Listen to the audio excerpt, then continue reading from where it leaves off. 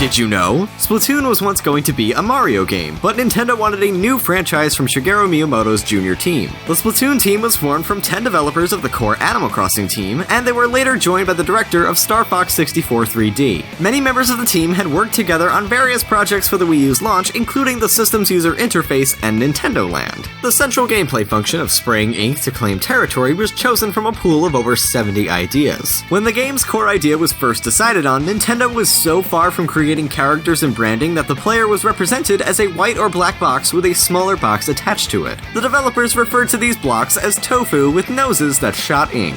Part of the reason Nintendo chose this concept was because of a 4v4 prototype that was pitched with the game. In this prototype, the TV was used for a top-down map view, while the gamepad screen showed the actual character in 3D. Because of the way information was shown on the map, if the tofu character overlapped matching ink, they'd be nearly invisible on the map screen. This eventually became the squid transformation mechanic. The bird's-eye perspective of the map screen may have also contributed to why walls in the final game aren't worth points when covered in ink. Obviously, tofu blocks couldn't be the final character designs for the game, so the team brainstormed different ideas. It was at this point that they considered using Mario, who would likely be accompanied by other Mushroom Kingdom characters. However, this was simply one potential choice out of several. It also had nothing to do with Super Mario Sunshine, where Mario cleans ink with a similar shooting mechanic. In fact, according to producer Hisashi Nogami, they had completely forgotten about Sunshine. We only remembered it later on, like, oh yeah, there was a water gun in Super Mario Sunshine. As Nintendo employees, that's pretty embarrassing. When discussing why the team eventually went with making a new IP versus using Mario, Shigeru Miyamoto said,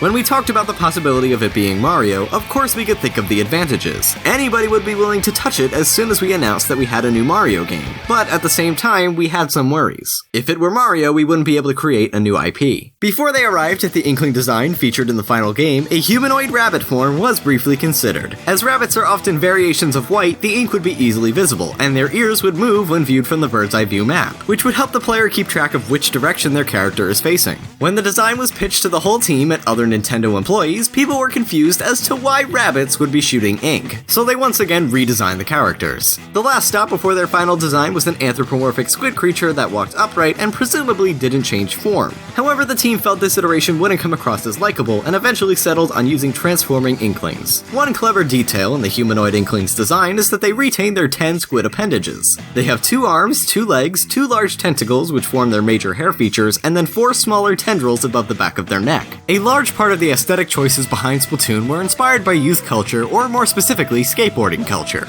According to director Tsubasa Sakaguchi, the Inklings are approximately 14 years old and still like to be on skateboards. He also felt the entire concept of turf wars was cool and rebellious, like skateboarding. This idea inspired the rock-centric soundtrack for the multiplayer gameplay. Additionally, one of the levels is just flat out a skate park, and many of the other levels feature structures such as vert ramps and bowls. The urban environment featured in most of the levels is slightly inspired by the ink itself, which reminded the developers of graffiti, a theme realized in the Miiverse graffiti across the levels. This spun off into the fashion featured in the game, which was allegedly chosen because a staff member likes that kind of clothing. In an interview with Nintendo Life, Sakaguchi explained that the 2 dancing Inklings, which sometimes show up in Inkopolis, are inspired by a piece of Japanese urban culture. In Japan, after closing hours, a lot of young people dance outside shopping malls. 4 of our staff members actually took motion capture of us dancing, and some of these routines made it into the game. Sakaguchi's own dances were apparently not good enough to be in the game. The world of Splatoon has some self-referential secrets. The amiibo box found in Inkopolis is actually a full render of the one in real life. However, the text on the box is replaced with Splatoon's Inkling language. The team also had some fun hiding secrets in the game's promotional material.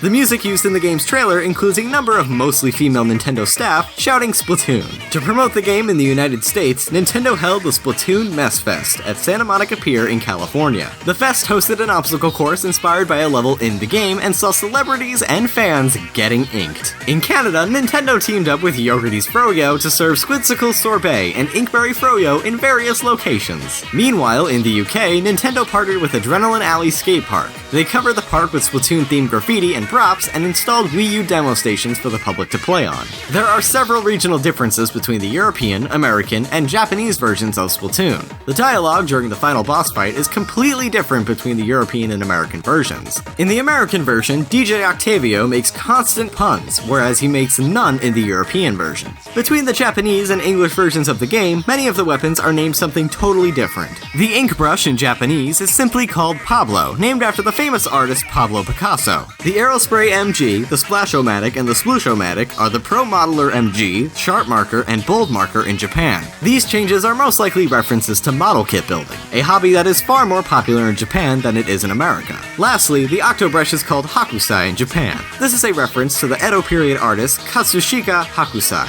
painter of a piece called The Dream of the Fisherman's Wife. The painting shows a woman in an explicitly sexual situation with a pair of octopuses.